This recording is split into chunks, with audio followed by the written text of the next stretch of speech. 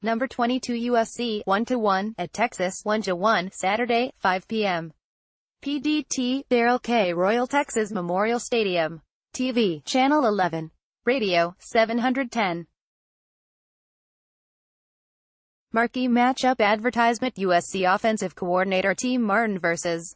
Texas defensive coordinator Todd Orlando. With the Trojans coming off their lowest scoring output since 1997, the pressure is on USC coach Clay Helton, and, more specifically, offensive coordinator Tim Martin, to get the offense rolling against the Longhorns. Issues have been plentiful: poor pass blocking, dropped passes, and a general feeling out process for the wide receivers with freshman quarterback JT Daniels. For Martin, getting the Trojans into the right looks after 2 games to gather information would be much easier if he were not about to face off with Texas defensive coordinator Todd Orlando.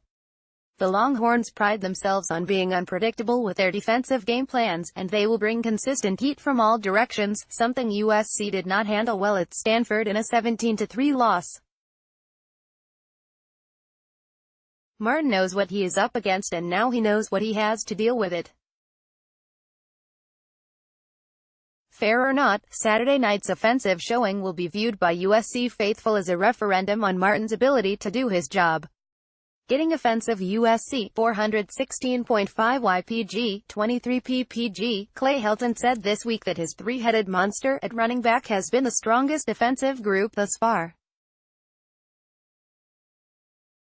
But, as good as Aka Cedric Ware and Fave Malapi have been at times in the first 2 games, it's obvious that the 9.5 carries per game for Stephen Carr will not be enough for the Trojans to reach their explosive potential offensively.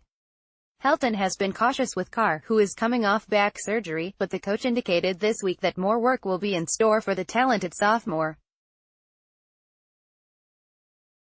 More sports. The Times college football experts make their picks. It's Ohio State over Texas Christian in the Battle of the Unbeatens by Los Angeles Times staff. September 13, 2018, 1:25 p.m. Texas, 441.5 YPG, 28.5 PPG. Sophomore quarterback Sam Ehlinger played a gutty game last year against USC to get the Longhorns to double overtime. Helton sees a more confident player a year later. Ehlinger, a stocky and strong athlete, will run the read option and use his legs to move the ball and then take shots over the top with Texas's big receivers. Getting defensive: USC 373.5 YPG, 19 PPG. The Trojans' defense could be dominant if they eliminate big plays. Making that task more difficult is the unsettled situation at strong safety that only got worse last week when Isaiah Polamalu went down with a shoulder injury. He'll be out Saturday, with fourth-stringers C.J. Pollard and Talanoa Hufanga splitting time alongside free safety Marvell Tell3. Texas 380 YPG, 27.5 PPG. Texas lost the bulk of its experience from last year's stingy unit and is a work in progress. The Longhorns appear vulnerable on the ground, ranked 90th in rush defense nationally, and they have only 1 sack in 2 games. Something special: freshman Amon Ross Street Brown began the season as the first-team punt returner, but Tyler Vaughns took that role from him in the first game. He's returned 3 punts for 58 yards, and it feels like he's got a game-breaking return on the horizon.